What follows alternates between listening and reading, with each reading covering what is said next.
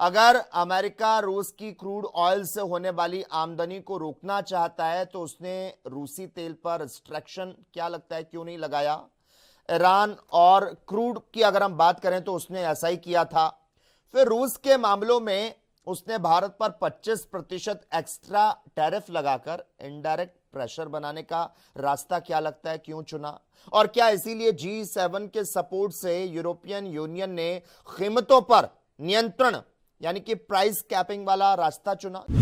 भारत के लिए अमेरिका से मिलने वाली रियायतों पर डिपेंड रहने से दूर रीजनल की जिस तरह से खोज की और यह बदलाव को दर्शाता है, यह माने कि भारत अब अमेरिका पर डिपेंड नहीं रहना चाहता बल्कि अपने आसपास के देशों के साथ मिलकर काम करना चाहता है। और क्या माने, ऐसी और ब्रिक्स जैसे मंच को प्रधानमंत्री नरेंद्र मोदी ने इसीलिए चुना कि भाई जवाब दिया जा सके ट्रंप को। प्रधानमंत्री नरेंद्र मोदी जापान और चीन में कल्चरल प्रोग्राम को देखने गए या वाकई में असली फायदे की बात करने गए, या आप में मानते हैं जैसे ट्रंप ने बार बार चैलेंज देने का काम किया उसको जवाब देने गए कि किसी भी तरह की प्रेशर बिल्डिंग एक्सरसाइज अगर कोई कर रहा तो उसको यह जानना होगा कि भारत की मजबूती आखिर क्या है। एससीओ और ब्रिक्स कहीं न कहीं ये दोनों ही मंच ऐसे हैं जहां भारत को एक सिक्योरिटी नेट मिलता है। क्या इसी सिक्योरिटी नेट के तहत भारत अमेरिका पर डिपेंडेंट नहीं रहना चाहता? और जिस तरह से अंतर्राष्ट्रीय समीकरण इस वक्त बदल रहे, क्या किसी तरह के वर्ल्ड ऑर्डर बदलने की उम्मीद नजर आती है आपको? भारत जो मल्टीपोलर पार्टनरशिप की बात करता है, आर्थिक तौर पर आगे कैसा क्या कुछ असर पड़ता नजर आ रहा है? और क्या लगता है प्रधानमंत्री नरेंद्र मोदी ने चीन की काट कैसे निकाल ली?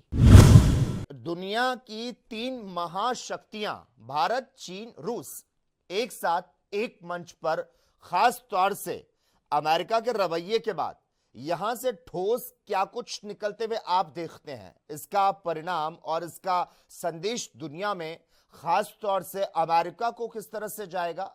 अमेरिकी टैरिफ से हुई आर्थिक उथल पुथल के खिलाफ भारत चीन ने जिस तरह से एकजुटता दिखाई है, क्या ट्रंप को टेंशन दे दिया, आप मानते हैं? जून 2020 में गलवान घाटी में चीन के साथ हुई हिंसक झड़प में हमारे 20 बहादुर जवानों की कुर्बानी हुई। इसके बावजूद भी चीन की आक्रामकता को भुलाते हुए प्रधानमंत्री मोदी ने चीन को क्लीन चिट दे दी। ऑपरेशन सिंदूर के दौरान चीन ने पाकिस्तान की मदद की, लेकिन इस नापाक गठजोड़ पर कंक्रीट रिस्पांस देने के बजाय मोदी सरकार ने क्या इसे नियति मानकर एक्सेप्ट कर लिया? भारत चीन रिश्तों के टर्निंग पॉइंट में चीन के साथ गलवान में हुई झड़प के बावजूद चीन के साथ संबंध बेहतर करना, क्या है यह सरकार का न्यू नॉर्मल? जाहिर है यह स्ट्रैटेजी सरकार की तरफ से तैयार की गई होगी और प्रधानमंत्री मोदी का दौरा जिस टाइमिंग पर हुआ, इसीलिए जापान दौरे को, चीन दौरे को इंपॉर्टेंट, क्रूशियल, स्ट्रैटेजिकली माना जा रहा। क्या कहेंगे, पाकिस्तान के साथ भी पीएम मोदी ने बड़ा खेल तो कर ही दिया ना। जिस तरह से शी जिनपिंग का सीमा पर आतंकवाद पर बड़ा यूटर्न नजर आ रहा है, एससीओ में पाक को बड़ा झटका तो लगा है ना। जिस तरह से आतंकवाद पर चीन का सपोर्ट तो मिल रहा है। फॉरेन डिप्लोमेसी हमारी कंप्लीटली फेल हुई थी उस टाइम पे। फॉरेन डिप्लोमेसी बढ़ाने के लिए ये गवर्नमेंट ने जो अभी चीन की तरफ रुख किया है, जो भी मतलब मीडिया है, गोदी मीडिया मैं कहूंगा, वो खाली और खाली एक बात बोले जा रहे हैं। अभी चीन चीन के राष्ट्रपति जिनपिंग के साथ वो किसी एम्बेसडर कार, कोई बड़ी गाड़ी है वो उनको पसंद है, उस गाड़ी में उनको सवार किया, इस गाड़ी में उनको सवार किया। भाई टाइज जो हुए उसका खुलासा कीजिए, हमें ये भी बताइए कि वहां पे बातें क्या हुई।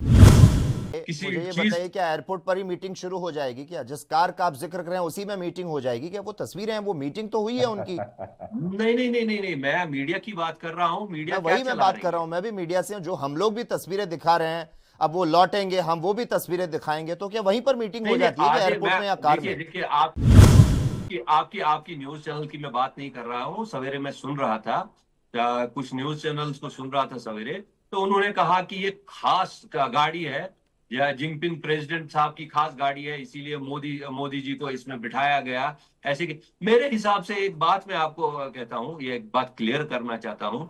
ये जो हमें ये जो हमें ये जो हमें दे रहे हैं, बीजेपी जो अभी हमें दे रहा है, मेरे हिसाब से वो क्लियर पिक्चर नहीं दे रहा है। जब 4 दिन लगेंगे, 5 दिन लगेंगे, क्लियर पिक्चर देनी चाहिए।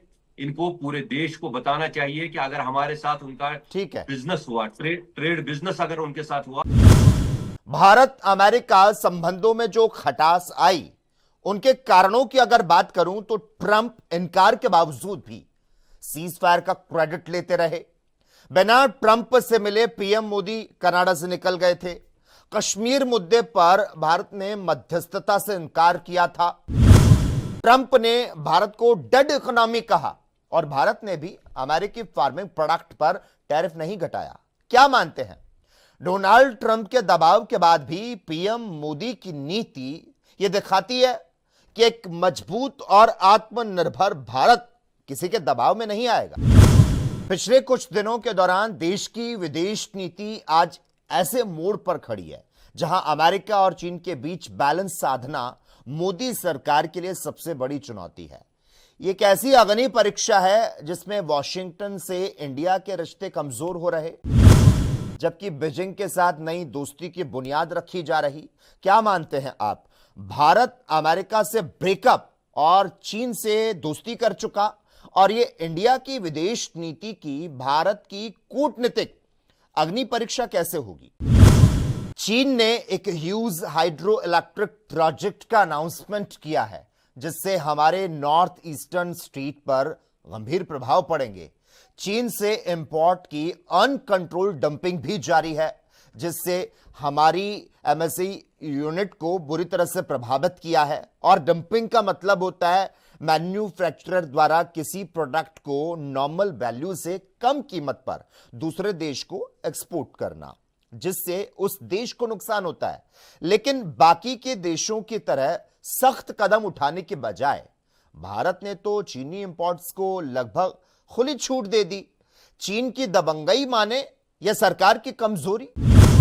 राहुल गांधी कई बार प्रधानमंत्री नरेंद्र मोदी पर आरोप लगा चुके कि वो चीन से डरते हैं, लेकिन अब जो दुनिया के दो बड़े लीडर्स मिले हैं, प्रेसिडेंट शी जिनपिंग और प्राइम मिनिस्टर नरेंद्र मोदी, और बड़ी बात यह है ये मीटिंग ऐसे वक्त पर हुई जब ट्रंप के टैरिफ वॉर और उनकी कारोबार वाली धमकियों का सामना भारत और चीन दोनों ही देश कर रहे।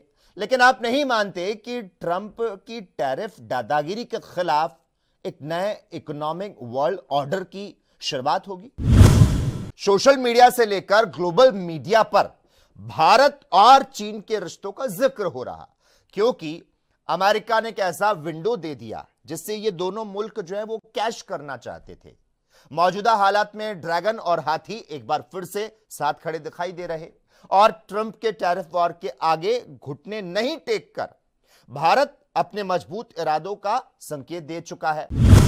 और अब पुतिन और जिनपिंग से प्रधानमंत्री मोदी की मुलाकात से जाहिर है ट्रंप की नींदें तो उड़ सकती हैं। अमेरिकी राष्ट्रपति ट्रंप की धड़कनें बढ़ चुकी होंगी, लेकिन जैशे मोहम्मद के सरगना मसूद अजहर को यूएन में बचाना हो या फिर टीआरएफ को आतंकी संगठन घोषित करने में अड़ंगा डालना हो, चीन के कुछ ऐसे कदम है जिससे चीन पर पूरा भरोसा नहीं किया जा सकता।